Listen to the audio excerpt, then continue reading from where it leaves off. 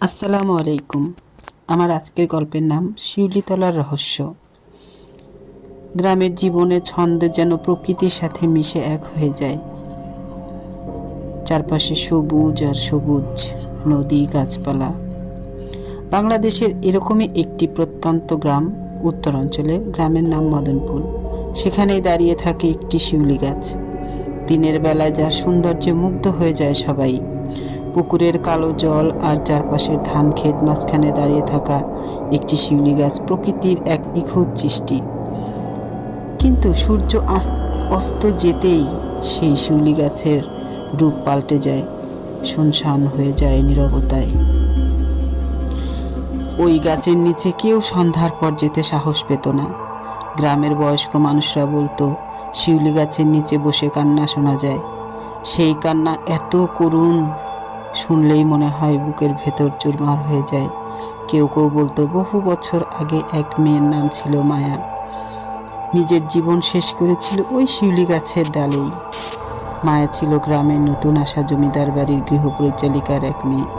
জমিদারের একমাত্র ছেলের সঙ্গে তার প্রেমের সম্পর্ক তৈরি হয়েছিল, কিন্তু জমিদার পরিবার ওই সম্পর্ক মেনে নেয়নি। এক রাতে মায়াকে চরম অপমান ও মারধর করে। ওই রাতেই মায়ার কান্না আর থামল না। পরের দিন তাকে ভোরে শিউলি গাছের ডালে ঝুলন্ত অবস্থায় পাওয়া যায়। এরপর থেকেই শুরু হলো ভয়ঙ্কর সব ঘটনা।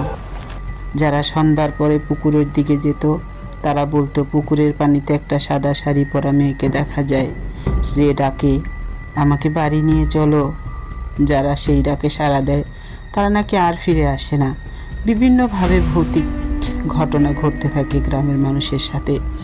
একদিন এক সাহসী যুবক রাজু ঠিক করলো সত্যটা খুঁজে বের করবেই। পূর্ণিমার রাতে সে একা গাছের নিচে গেল। গাছে বসে পাখির ডাকের মতো এক অদ্ভুত শব্দ শোনা গেল। রাজু বলল, সাহস রেখে, গাছের নিচে থেকে, তোমার কষ্টের কথা আমাকে বলো, আমি শুনতে চাই। তুমি কি চাও? তারপর শোনা গেল এক মধুর কণ্ঠে, আমার কথা কেউ শোনেনি, কেউ বিশ্বাস করেনি, আমি শান্তি চাই। সেই দিন ভোরবেলা রাজুকে সবাই শিউলি গাছের নিচে অজ্ঞান অবস্থায় খুঁজে পেল। সে জানালো মায়ার আত্মা মুক্তি চেয়েছে। তার ডাকে এই গ্রামের ভালো মানুষগুলো আসলো এবং তার জন্য ভালো কাজ করতে হবে। এর জন্য তারা পুকুর পাড়ে একটি মাদ্রাসা তৈরি করলো। সেখানে গরিব ছেলে মেয়েরা ও পড়াশোনা করত, আরবি পড়তো, কোরআন তেলাওয়াত করত।